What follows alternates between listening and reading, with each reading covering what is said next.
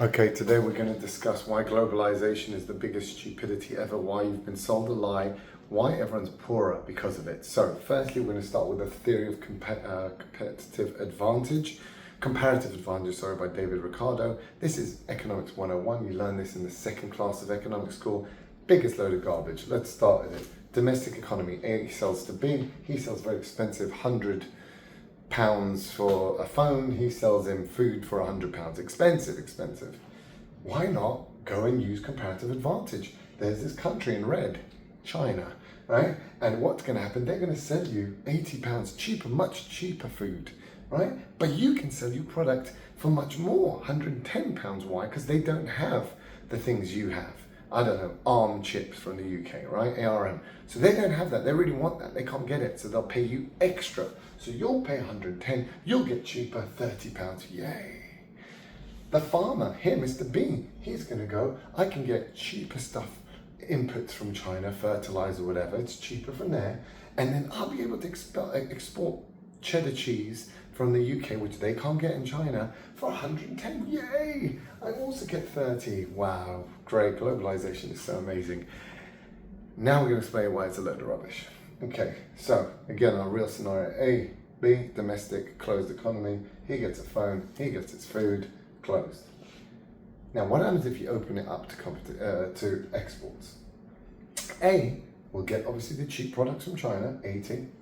But China doesn't want his junk, and that's why the West consistently has a current account trade deficit. The UK gets worse and worse, the US gets worse and worse. No one wants their junk, they're only selling 10, okay? That means his phone shop has to close, right? They're making it in China now. I can get it from China. I don't need expensive £100 phones. I can get it for much cheaper. That phone shuts down. Deindustrialization, which has been occurring all over the West. All the factories closed, the UK closed its steel factory. They're about to shut their only shipbuilding factory, the one that made the Titanic, and they're going to have to repair Royal Navy ships in Spain. Yeah, that's how bad it is. So, no phone, the government has to step in and give him £20 in order to survive. Our farmer, he can only sell 10. China doesn't want his cheddar cheese, expensive cheddar cheese. They're happy with their oily, fake cheese. They don't want his junk.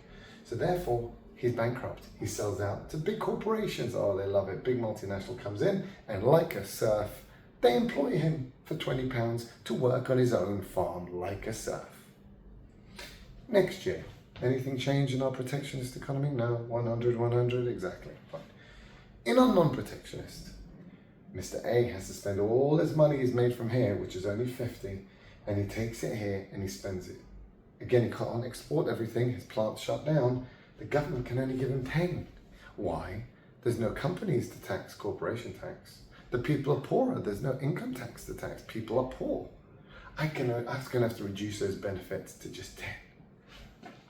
Mr. B over here, he can only get 10 from the multinational. Why? They're not going to reduce his wage, they just keep it the same, and through inflation render it meaningless, right? That's how it works. That's why they love inflation. So he's really only paid 10 because there's a lot of workers, a lot of people unemployed. In the UK currently, there's 25% unemployment. Why? There are 40 million people that can work between the ages of 18 and 65, yet 10 million are on benefits. That's 25% of the population. Highest on record, way worse since the pandemic. That's how it goes. He's on 10, he's on 10. Final year, 100 in our protectionist. He is stuck with 10 from the government on benefits. He's stuck with a slave wage on 10 from the corporation. And that, my friends, is what happens when you go down globalization routes. And we can see it in our societies. The UK just reported Q2 GDP up 0.5%. GDP per capita down 0.1%. Why? Because the tons of immigrants obviously reduce your GDP per capita. And that's all the only reason it went up 0.5 is because of the immigrants, and that's all the government cares about. They don't care as long as it stays positive. For them, the total GDP figure. They don't care that everyone is getting poorer. For the last 3 years, GDP per capita has been going down, except for one quarter. Every single quarter has been going down. In fact, we'll go even worse. Since 2008, UK wages were nearly on par with the US. Now, they're 30% less in 16 years. That happened. They sold everything out. They sold the family silver. They sold their corporations. There's nothing left in the UK except for benefits and slave wages for a multinational, right? That's all you're getting. And there's nothing circulating. Any money doesn't circulate. It just goes all the way out. Cut trade deficit to China. That's what happens. Now the West has to realize that the only reason there's a car industry in the West, in the EU, is because cheap Japanese cars were getting flooded in the 80s. And they said, no, we're going to put up tariffs. And we're going to tell you, please build in the EU. So the Japanese built their cars in the EU. And that was very successful. It helped everyone. It helped the European car manufacturers get better. The Japanese still made a bit of profit and they employed people. And it kept the money in the system. They were employed. They spent the money in the economy. It works very, very well. The only success story in the West is aircraft and defense. Also, government subsidied, hugely manipulated. That is the only way you can do it in this day and age. You have to be protectionist. Protectionism is the only thing that works. Now, until people get that through their head, America has never been free trade. It is the most non-free trade country, yet tells everyone you have to do free trade through the IMF.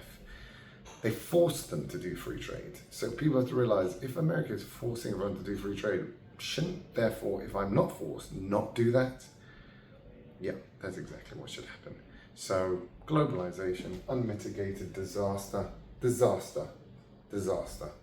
Stay protectionist, stay strong, don't give in to them.